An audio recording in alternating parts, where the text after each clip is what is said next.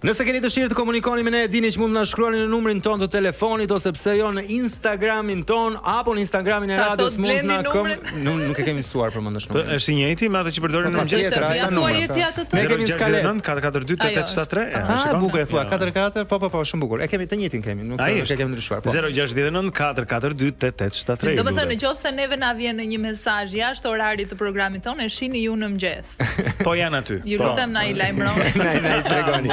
Të thoya që gjithsesi ata që po na ndjekin nëse kanë dëshirë na suportojnë, padyshim duke na bërë follow në Instagramin e radios, në Instagramin e TikTok, e Trip Topit ndjes, nuk kemi TikTok, dhe në Instagramet tona personale. Unë e lyp, më thot pse e lyp se na duhen. Lype. Po, na duhen, kështu që nëse keni dëshirë. Se ti Blendi nuk e ke bezita lypësh, për shembull, bëni follow ju lutem. Mund ta lyp pak më shumë, po jo, nuk duhet bër, duhet bër. E shef që mendoj që duhet bër. Blendi Salaj në Instagram edhe në TikTok. Nëse bëj like në jetë, un kam filluar të bëj më like, se like-et kam bërë, jam bërë kështu si pak si tani bën vetëm like-a. Jo, nuk i bëj vetëm like-a. Një ndër të paktit që i bëj like është Blendi, sepse kur bën tani un po i quaj monologe, se nuk dua të t'i quaj ndryshe, kur bën ato komunikimet me publikun të drejtë për drejtë në Instagram, ndaloj dhe e dëgjoj edhe minuta të tëra. Pra se bën disa diskurse ndoshta të gjata, 1 minutë, 2 minutë, sot s'ka më njëri kohë. Edhe unë i dëgjoj dhe janë ndër të paktët që vazhdoj të bëj like, kështu që nëse doni content të mirë e keni në Instagram. Po të pyes kanalin e YouTube-it për motivational speaker kur do e hapësh apo? S'kam kohë. Për momentin s'kam kohë. Jam duke i hedhur si shorts, kështu po ndoshta një ditë. Se ne kur të prezantuam si personazh në fillim të programit ashtu tham, hyn ke trajnuesit motivues. Jo, unë nuk. Jo, je nga personazhet që vërtet motivon në kuptimin e mesazheve që përcjell. Po, shpresoj Erman Mamashi nuk na dëgjon. Po, mendoj se ja se do mos nuk është fush monopol ajo. Është një fushë e cila pranon edhe kohë, pra bashkëpunime. Njerëz të tjerë të cilët ndoshta mund të jenë po aq motivues. Ne po i prekim pak udhëtimet e tua. Tham një ndër më të largët ishte New Yorku dhe gjëja që të surprizoi më shumë së fundmi në gush për ata që s'na kanë ndjekur deri në këtë moment ishte çmimi i lartë. Për ta restorante. Në restorante. Do ta mbyllësh me kaq New Yorkun, ke diçka tjetër që do të marrë fesh? Un kam jetuar, domethënë në vitet e mia në Amerikun kam jetuar në Boston. Duhet të dini që Bostoni dhe New Yorku Po, edhe New Yorku ka sa duash, po. Bostoni dhe New Yorku kanë një rivalitet të vjetër në sporte, kryesisht, por edhe në gjithçka. Baseball dhe basketball. Shumë. Bostoni duhet dini ka qenë qytet më i zhvilluar se New Yorku dikur. Ata zgjeruan lumin Hudson, që ishte në atë kohë para avion me flasim tregtia dhe kalonin përmes lumit që pastaj shkonin deri në Kanada, anijet me mallra me gjëra dhe New Yorku mori një boom që në 50 vjet e ka përceu Bostonin dhe u bë qytet më i madh dhe Bostoni i ka mbet peng, domethënë nga Bostoni ka mbetur industrial, po turistik nuk ka arritur të bëhet. Se New Yorku këtë ka fat që është edhe industrial, edhe turistik dhe ekonomik. Bostoni është qytet shumë njerëz e preferojnë ndaj New Yorkut, edhe unë, me thënë të drejtën, sepse është qyteti më mirë, po bora shkrin në pranverë dhe bie prapë në nëntor. U vetëm për atë nuk do ta zgjidhja. Është qyteti më, po New Yorku ka paq borë sa Bostoni, kështu që midis këtyre të dyjave. Prandaj unë do zgjidhja LA. Ose Miami. Ata janë shumë afër, domethënë është 3 orë me makinë nga njëri te tjetri dhe janë e njëjta zonë. Janë e njëjta zonë. Largësia në Amerikë është ndryshe nga kjo që kemi këtu ama. 500 shumë afër 500 milje. Shko çfarë bëre ti? Është shumë afër the 3 orë. Po. Ndërkohë Kornispol sa orë janë? Po, është vërtet koncepti kohë. Do të thoshë janë si Tiranë Selanik, ndoshta në Po, shife koncepti kohë në Amerikë është ndryshe nga koncepti kohë në Shqipëri. Pra 3 orë aty është afër. 3 orë është, nuk shkon për ditë, domethënë edhe po dua të them që 3 orë në dërmi po arrite. Edhe këtu, edhe ne prapë marrim rrugën që të shkojmë.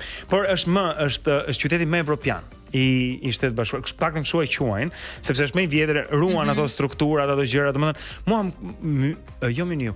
Frankfurti ma kujton Bostonin. Po sepse ka ato godinat që ngjason, se ka edhe të lartat, po ka edhe të gjithsesi mbetet qendër ekonomike, ë, ngjashme edhe me Frankfurtin. Po shiko, ka shkollat Harvardi, MIT, domethënë Cambridge është qendër shumë high-tech dhe ka mbi në zonën në Greater Boston ka rreth 100 universitete.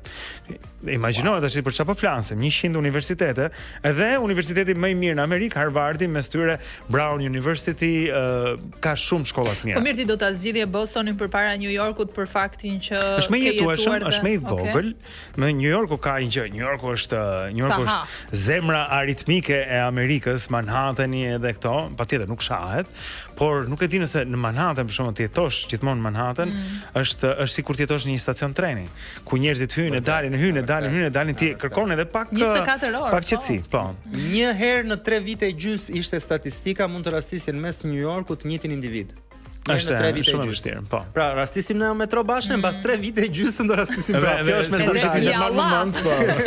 Imagjinoni se sa njerëz ka. Kur kam qenë në New York, pyes një nga taksistët se nuk shifja amerikan. Nuk i shihja. Në mes New Yorkut nuk shihja amerikan. Thash ku janë amerikanët nga kati 10 e sipër tha. Po, ka të drejtë. Ishte shumë e çuditshme si ndaheshin e Dgjoj, duke parë këtë pamjen që kem brapa, plot me grattaciela, pas ka goxha amerikan. Po, nga kati 10 e sipër sepse aty të pasurit benestantët, ata që kishin shumë ekonomi, mbanin shtëpitë apo mundësitë gjithmonë sa më sipër aq më mirë. Po, dhe shumë prej tyre jetojnë jashtë qytetit, vinë në mëngjes atje për punët, këta që janë drejtuesit e këtyre firmave të mëdha, qendra ekonomike, patjetër, atje janë selite shumë prej këtyre firmave, por shumë prej këtyre kanë shtëpitë në plazh, jetojnë disi larg New Yorkut, domethënë, por vinë 40 minuta, një orë larg. A futet Amerika te destinacionet e preferuara ku ti do të rikthehesh me qejf gjithmonë? Jo, Shiko, Amerika është poshtë ndër amerikanën e të shkretët që s'e kemi parë. Amerika është një kontinent i tërë. Domethënë Shtetet e Bashkuara janë një kontinent në një farë mënyre.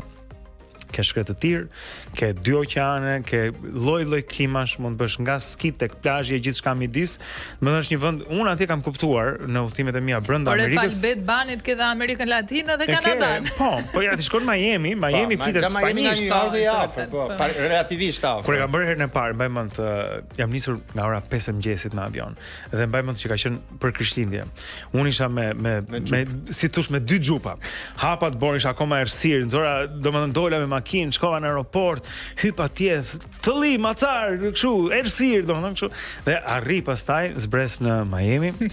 Edhe një rrobë, edhe është një shok për sistemin, që ti duhet dalësh me kanatiere tani, por zgjat vetëm 2 orë gjysmë me avion, jo më shumë.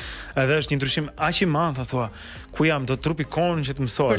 Patjetër që do jam kurioz, je gjithmonë gazetar apo je edhe njëri që shijon, kur them gazetar e ka mënyrën se si komportohesh, sillesh, je gjithmonë kështu kompost si njeri, pra i qëndrueshëm apo edhe lirohesh, si për shembull shkon në Miami, e shijon Miamin po prap si Blendi, zyrtari apo fillon, një gotë më shumë, argëtohesh, bën sporte në plazh. Mundohem tani sporte në plazh s'është se kam bërë, më shumë sporte tavoline nga këto me gota. Të dash një shembull. Po, jo, shiko, unë nuk jam njeri shumë zyrtar, edhe këtu në jetën e përditshme. As në veshjen, as në këto gjërat, më pëlqen ta shijoj. Mua më pëlqen shumë kur jam jashtë, kudo qoftë, se nuk më njohin. Jo se më bezdisin njerëzit as pak, por ka një sens lirie, eksakt. Po do pishin gotë më shumë, për shembull, le të të merren këmbët një herë, edhe mos të thotë njëri që ai gazetari ishte deur, ishte bërë luc mbrëm këtu, e kupton? Nuk, edhe është thjesht një sens rehatie që njerëzit nuk të njohin. Nuk e shijoj atë që të njohin. Domethënë është pak kufizuese. Le ta pranojmë që të kanë njohur edhe atje. Më ka ndodhur në Londër, më flet një çun. Sa djali im kishte nevojë shkonte në një restorant. Në një restroom, pra në banjë. Edhe ne nuk sapo kishim ngrënë. Edhe shkoj me thash, okay, do të rregulloj unë, thash që ta përdorësh banjën në një restorant, se hoteli ishte shumë larg, kishim ecur, edhe sa hym atje brenda tha, Blendi. Mes Londrës. Thash, po, ishte shumë e habitshme, më tha, nuk e prisja. Dgjoj, kemi 2 orë që sillim vërdall destinacionin e preferuar të Blendit, do ta sjellim edhe pak më vërdall sepse do shkojmë publicitet tani, do rikthehemi pas pak dhe do të jemi edhe me Notorious Big, një nga yjet e viteve 90 që do ta sjellim në fokus me muzikën. Përsëri së bashku të dashur miq, cilat janë kartat që ne përdorim në këtë format për rreth 2 orë nga ora 18 deri në orën 20. Muzikë shumë e mirë që rrotullohet rreth për qarku thime dhe kemi një fokus sot është New Yorku dhe rrëfime shumë të mira nga të ftuarit tan. Shumë faleminderit që po na rrëfen dhe po na tregon Blendi se si kanë qenë dhe si janë udhëtimet e tua dhe ta ka bërë 3 herë shkreta të pyetjen dhe 3 herë të kam lënë ta përfundosh. E shkreta unë. Na thuaj se na. Do të thënë destinacioni jot i preferuar ose udhëtimi më i bukur jetës tënde, cili ka qenë? Atëherë, do më lejoni që ta përkufizoj kështu. Më pëlqejnë shumë vende, më pëlqen Evropa, me thënë drejtën. Që nga Greqia, Italia, Franca, Çekia, edhe pse në fund më duket shumë të pasjellshëm. E di, kam pas provuar shumë të mira, pastaj ishin si duket janë lodh pak nga turistët edhe aty s'pushojnë. Nuk po, domethënë ka shumë vende, por unë do të veçoja Madridi. Madridi është një qytet që unë e adhuroj. Spanja erdhi prapë në emisionin tonë. Po, edhe ndryshe edhe Barcelona është e bukur. Julka Gramo, Eriona Rusi dhe Atona veçuan Spanjën. Po unë do të veçoja Madridin nga Barcelona që është se janë shumë të sjellshëm, shumë të dashur, shumë të mirë, edhe më pëlqen veçanërisht. Por thënë këtë, këtu po shikojmë, kjo është Verona që doli tani. Italia e tëra, Italia nga fundi në krye, unë jam i dashuruar me Italinë. Më vjen keq që s'kam jetuar. Jam i zilepsur për shembull ndaj teje apo çdo kujt që ka jetuar për një kohë të gjatë. Unë s'kam jetuar ndonjëherë në Itali, kam shkuar shumë herë në Itali, kam mbredhur lart e poshtë e gjitha këto dhe po e dashuroj Italinë. Italia është si thua gjithë bukuria e botës. Ushqimi, kultura, qytetet, arkitektura, edhe njerëzit, po, domethënë njerëzit fillojnë me kulturën pastaj ka 10 sipër. Veronezët nuk janë pak spitullaq kështu. Gjithë ata që janë te shërbimi janë shqiptarë në Verona, kështu që kam grënë, po, edhe shkuam për kjo ishte në Firenze. Shkuam për Fiorentinën, edhe atje ishin shqiptar, edhe po të paktën na bën një zbritje të konsiderueshme, na kënaqën, po na respektuan. Por Italinë e dashuroj. Italinë, unë nuk e di pse ndihem shumë mirë në Itali. Po se jemi rritur me atë kulturë, mendoj që është një gjë në nëntëdijën. Flasim, e kupton, edhe është domethënë edhe kjo pjesë shkollare, okay, tani kudo mund të flasësh anglisht, nuk është problem, por unë në Itali ti nuk pi një espresso që të mos jetë të shkëlqyer apo një brioche. Brioche patjetër. Dhe çfarë kanë tjetër, unë mendoj italianët që ne nuk e kemi është fakti që ata e respektojnë shumë kulturën e tyre. Pra ata mundohen që çdo cep të vogël, çdo tull, çdo rrugicë të vogël ta përdorin në funksion duke ruajtur të vlerave të shtuar të shtetit të tyre. Unë nuk kam dëgjuar dhe nuk kam parë në Itali të prishet ndonjëherë në diçka që lidhet me kulturën e tyre. Unë dia të batutën që në Rom kur gërmojnë për metron gërmojnë me furça. Po, se kanë frikë se del diçka e re, Roma pastaj. Dhe kisha veçuar Veronën sepse e dashuroj Romën.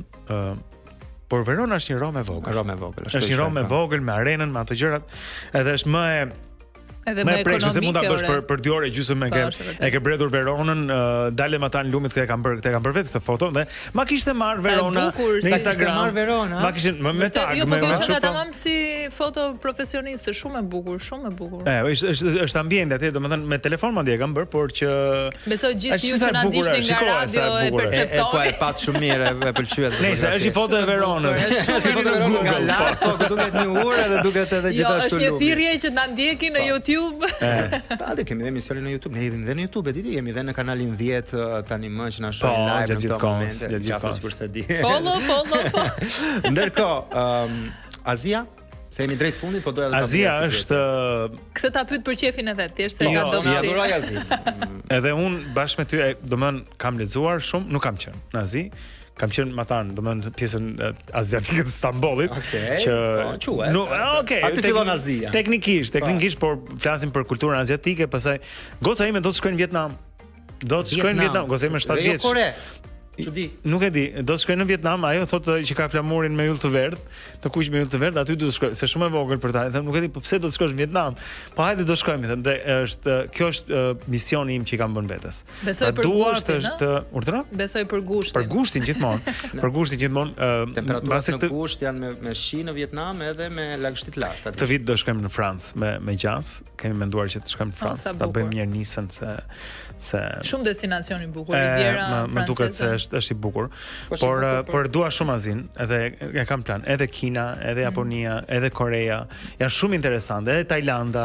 Unë ta këshilloj një trip të vetëm Azin. Është një nga gjërat më të mira që ti mund të bësh, të marrësh 2 javë dhe në 2 javë ti arrin të vizitosh disa shtete në Azi. Mjaftojnë 3-4 ditë në një shtet për një 2 javë të mira, vizito të paktën 3 shtete.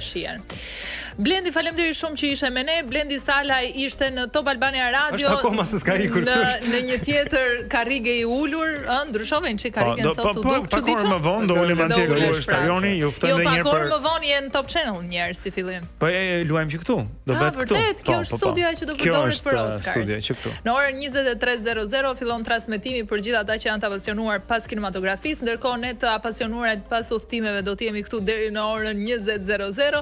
Blendi, faleminderit shumë që jete kohë. Shumë kënaqësi dhe shumë suksese Trip Top. Faleminderit. Ne shkëputemi, kthehemi pas pak.